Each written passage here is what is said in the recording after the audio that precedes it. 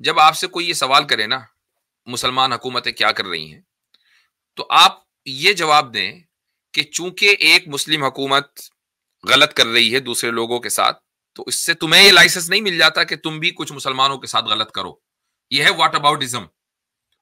What اباؤٹزم جو ایک fallacy ہے.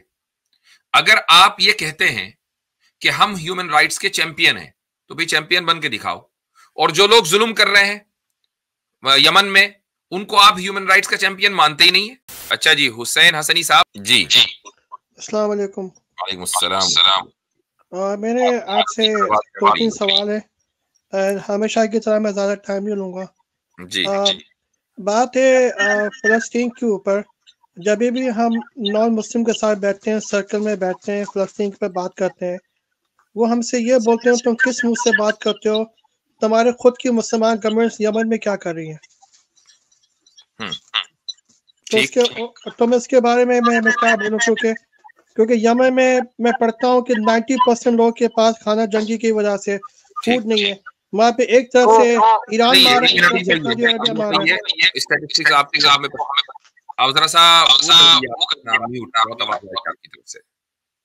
ہاں. جب آپ سے کوئی یہ سوال کرے نا مسلمان حکومتیں کیا کر رہی ہیں، تو آپ یہ جواب دیں کہ چونکہ ایک مسلم حکومت غلط کر رہی ہے دوسرے لوگوں کے ساتھ، تو اس سے تمہیں یہ لائسنس نہیں مل جاتا کہ تم بھی کچھ مسلمانوں کے ساتھ غلط کرو. یہ ہے واٹ اباؤٹزم.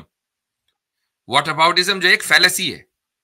اگر آپ یہ کہتے ہیں کہ ہم ہیومن رائٹس کے چیمپئن ہیں تو بھی چیمپئن بن کے دکھاؤ، اور جو لوگ ظلم کر رہے ہیں یمن میں ان کو آپ ہیومن رائٹس کا چیمپئن مانتے ہی نہیں ہیں. ان کو تو آپ یہ کہتے ہیں کہ یہ ہیومن رائٹس کا وائلیٹ کرتے ہیں، چونکہ ان کے ہاں تو اسلامی نظام، ان کے ہاں تو ہاتھ کٹتا ہے، ان کے ہاں تو پیر کٹتا ہے، سر نپتا ہے. تو آپ تو ان کو ہیومن رائٹس کے وائلیشن کا چیمپئن قرار دیتے ہیں، تو وہ تو کریں گے ہی. اصل ہیومن رائٹس کو مینٹین کرنے والے، پروموٹ کرنے والے، دنیا میں قائم کرنے والے تو آپ ہیں. تو منافق آپ ہوئے یا وہ ہوئے؟ یہ ہے آپ کا جواب.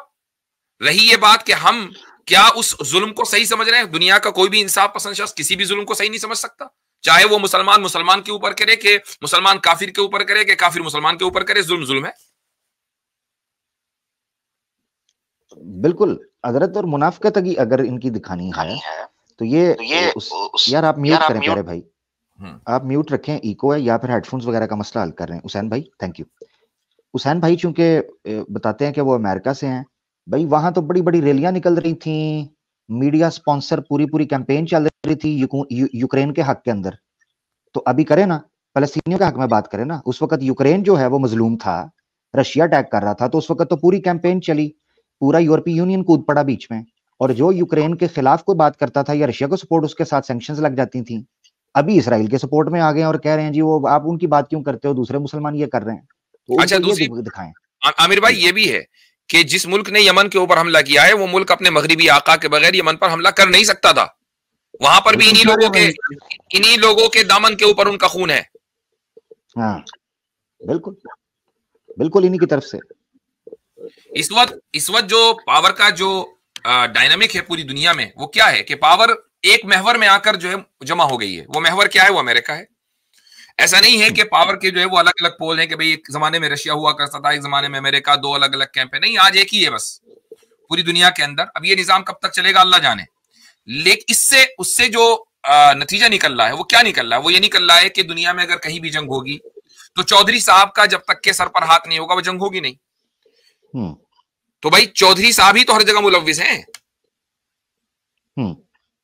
اچھا حضرت، مزے کی بات یہ ہے کہ وہ جو بیسٹ سیلر بک ہے جس کو بین کیا تھا سائناگوگ آف سیٹن، اس میں ہنری وچکاک نے 45 پوائنٹس ڈسکس کیے ہیں جو ان کی دستاویز آئی تھی جب امریکہ کو ایز اے سپر پاور اور کمیونزم اور سوشلزم کے خلاف جو کولڈ وار وہ جیت گیا.